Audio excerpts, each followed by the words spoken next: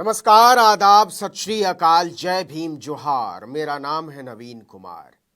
हमने सुना है कि प्रधानमंत्री राजनीति में गिरते सदाचार के मीटर से बहुत दुखी हैं, बहुत बहुत दुखी। दीदी, ओ दीदी। ऐसे प्रधानमंत्री नैतिकता के गिरते मापदंडों से दुखी हैं।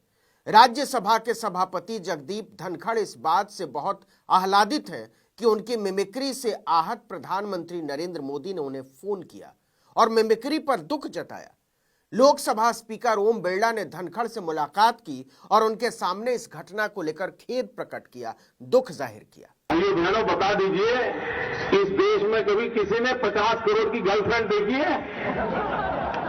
राष्ट्रपति द्रौपदी मुर्मू ने तो ट्वीट करके धनखड़ का मजाक उड़ाए जाने की घटना की निंदा की। उन्होंने संसद के सदन से बाहर घटी घटना पर ट्वीट किया कि जिस तरह से हमारे सम्मानित उपराष्ट्रपति को संसद परिसर में अपमानित किया गया, उसे देखकर मुझे निराशा हुई। चुने हुए प्रतिनिधियों को स्वतंत्रता से अपनी अभिव्यक्ति का अधिकार है, लेकिन उनकी अभिव्यक्ति गरिमा और शिष्टाचार के मानदंडों के भीतर होनी चाहिए। यह संसदीय परंपरा रही है जिस पर हमें गर्व है और भारत के लोग उनसे इसे कायम रखने की उम्मीद करते हैं। 54 सेकंड की एक वीडियो क्लिप ने हंगामा मचा दिया।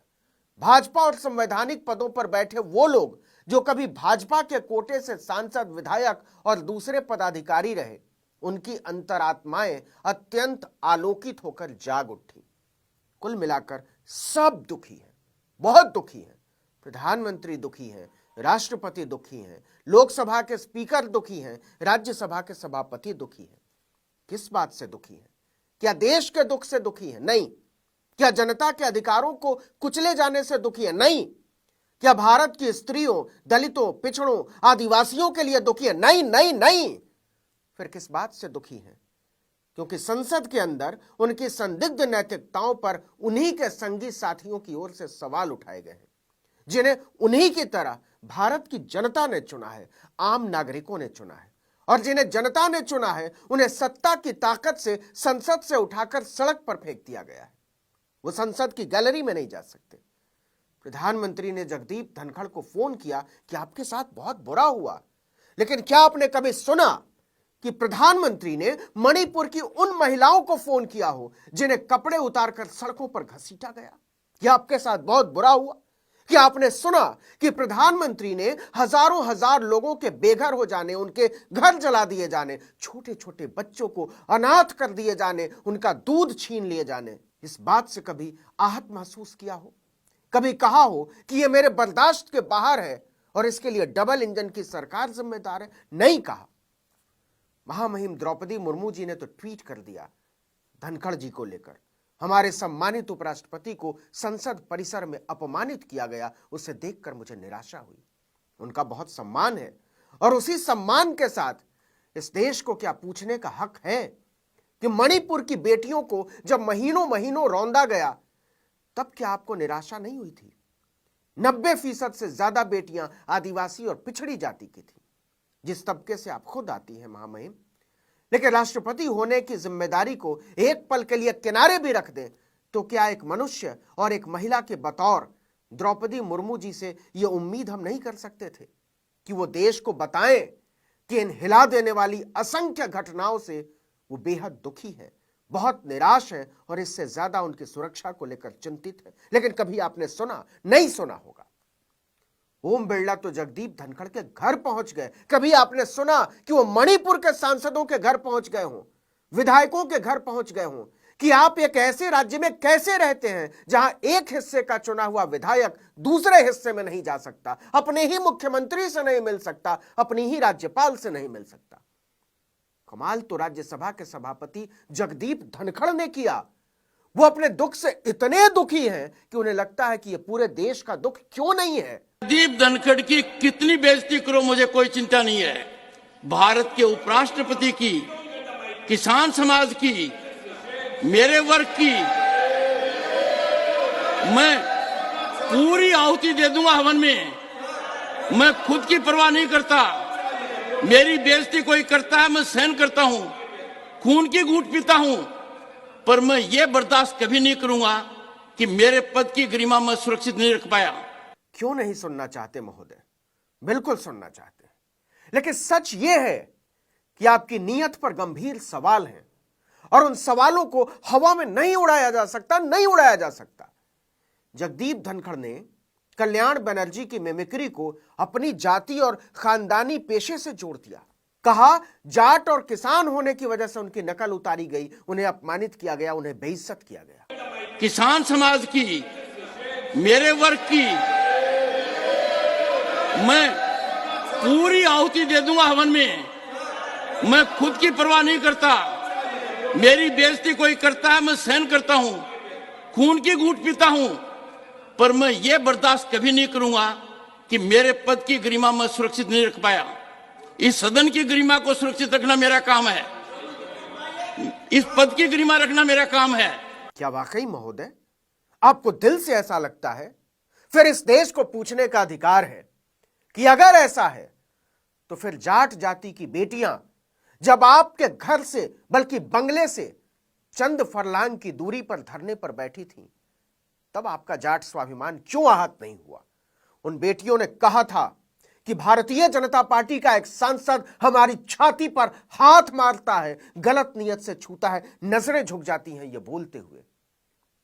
इस हिम्मत की सजा दी गई उन बेटियों को, घसीट कर जंतर मंतर से हटाकर फेंक दिया गया।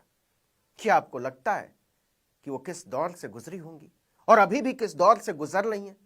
आप तो एक मिमिक्री से बिलबिला उठे महोदय, और आप बीजेपी के बदनीयत सांसद से रौंदी गई बेटियों की चीख पर पसीजे भी नहीं। माफ कीजिएगा, लेकिन इस देश को पूछने का हक है कि आपको स्वाभिमान को रौंदे जाने का मतलब भी पता है महोदय? आप किसान के अपमान की बात करते हैं। किसान समाज का आजाद भारत में सबसे बड़ा अपमान तब हुआ जब हजारों हजार किसान दिल्ली की सीमाओं पर गुलाम बना देने वाले 3 काले कानूनों को खत्म करने के लिए साल भर तक आंधी बारिश पाले में बैठे रहे और इस देश के प्रधानमंत्री को कोई फर्क नहीं पड़ा। वो अपनी जान देते रहे और उन किसानों में आपकी जाट जाति के किसानों की संख्या भी हजारों में थी। उन किसानों को देशद्रोही, मवाली और गुंडे कहा गया उन्हीं टीवी चैनलों पर, जिन टीवी चैनलों पर वीडियो के चलने की दुहाई आप देते रहे। आपने एक शब्द नहीं कहा था जब बीजेपी विधायक नंदकिशोर गुर्जर के लठायत गाजीपुर बॉर्डर पहुंचकर नारे लगा रहे थे कि दिल्ली पुलिस तुम लठ बजाओ, हम तुम्हारे साथ हैं।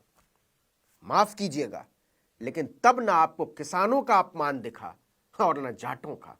अगर आपकी मिमिक्री जाटों का अपमान है तो फिर जिन सांसदों को आपने गाजर मूली की तरह निकाल कर फेंक दिया है वो इस देश के दलितों का अपमान क्यों नहीं है? कई सांसद दलित हैं। इस देश की महिलाओं का अपमान क्यों नहीं है? इस देश के पिछड़ों और आदिवासियों का अपमान क्यों नहीं है? आपने राज्यसभा में, जिसके आप सभापति हैं, विपक्ष की 3 महिलाओं को छोड़कर बाकी सबको बाहर कर दिया और आप इसे लोकतंत्र कहते हैं, अनुशासन कहते हैं। सच यह है कि लोकतंत्र तमाम होशियारियों को समझता है। सवाल है कि यह संसद किसके लिए है? प्रधानमंत्री किसके लिए है? राष्ट्रपति किसके लिए उपराष्ट्रपति और किसके लिए लोकसभा के अध्यक्ष?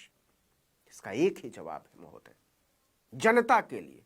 आप जिस पार्टी के सदस्य हुआ करते थे वो पार्टी कहती है कि यह देश का अपमान है। नहीं महोदय, आपका अपमान देश का अपमान नहीं है, हरगिज नहीं है।